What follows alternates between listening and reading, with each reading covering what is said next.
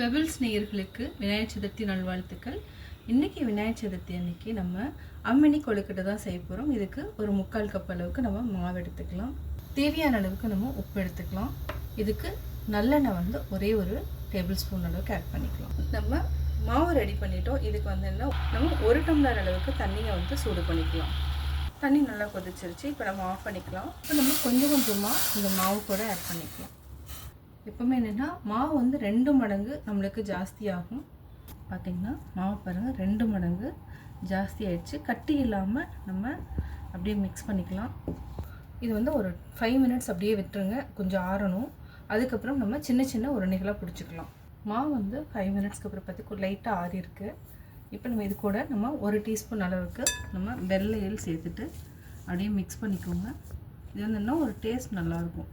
கையில் மாவு ஒட்டாமல் வரதுக்காக நம்ம கொஞ்சமாக எண்ணெய் கையில் அப்ளை பண்ணிக்கலாம். இப்போ ஒரு பாலாக எடுத்துக்கலாம். இதே சைஸில் நீங்கள் எல்லா பாலையுமே பிடிச்சிக்கலாம். நம்ம இந்த சின்ன சின்ன உருண்டைகளாக பிடிச்சிட்டோம். இப்போ நம்ம ஸ்டீமிங் பண்ணி எடுத்துக்கலாம்.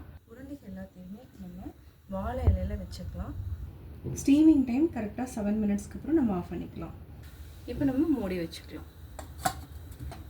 அம்மணி கொழுக்கட்டை ரெடி ஆகிடுச்சு. தொட்டு பார்த்திங்கனாவே ஒட்டாமல் வரும். ஆஃப் பண்ணிக்கலாம். ஆஃப் பண்ணிவிட்டு இதை நம்ம தாளிக்கணும். நம்ம கடாய் வச்சுக்கலாம். கடாயில் 2 டேபிள் ஸ்பூன் அளவுக்கு எண்ணெய் விட்டுக்கலாம். ஃபஸ்ட்டு நம்ம கடுகு போட்டுக்கலாம். கடுகு நல்லா பொரியட்டும். நல்லா கடுகு பொரிஞ்சிருச்சு. கடலைப்பருப்பு 1 டீஸ்பூன், 1/2 டீஸ்பூன் உளுத்தம்பருப்பு, ஒரு 5-6 முந்திரி சேர்த்துக்கோங்க. பொன்னிறமாக வறுத்துக்கலாம். பொன்னிறமாக வறுத்துட்டோம். கருவேப்பிலை ஒரு ஈர்க்கு, 2 வரமிளகாய், ஒரு பச்சை மிளகாய், இதையும் சேர்த்து நல்லா வதக்கிக்கலாம். வேக வச்சுருக்கிற கொழுக்கட்டையை ஆட் பண்ணிக்கோங்க. தேங்காய் துருவல் ஒரு 3 டீஸ்பூன் அளவுக்கு சேர்த்துக்கலாம். சேர்த்துட்டு நல்லா மிக்ஸ் பண்ணி விடுங்க.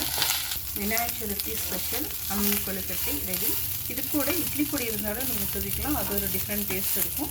விநாயகர் சதுர்த்தி ஸ்பெஷல் அம்மணி கொழுக்கட்டை ரெடி. இதே மாதிரி ட்ரை பண்ணி பாருங்கள். சதுர்த்தி அன்னைக்கு ட்ரை பண்ணி பார்த்துட்டு உங்களுடைய கமெண்ட்ஸை சொல்லுங்கள். மறக்காமல் கோபி சுதா சேனலுக்கு சப்ஸ்கிரைப் பண்ணுங்கள்.